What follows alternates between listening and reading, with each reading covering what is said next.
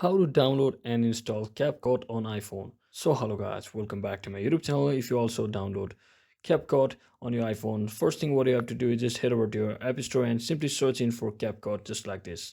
And once you search in for CapCut, as you can see, I've already selected the Get option. You will also need to select the Get option right next to the application and simply wait for a few seconds. So depending upon your internet connection, it will be automatically downloaded and installed on your device. So you just have to wait patiently for a few seconds. So CapCut is an amazing application where you can easily edit your videos using trending transitions and its AI features even more, and even as a beginner. So when it finally get installed, you can simply tap on this open to open the application.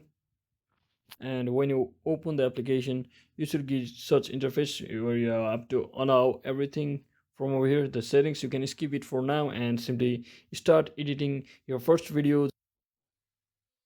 So that's it for today guys. Don't forget to like and subscribe to the channel. See you on the next one.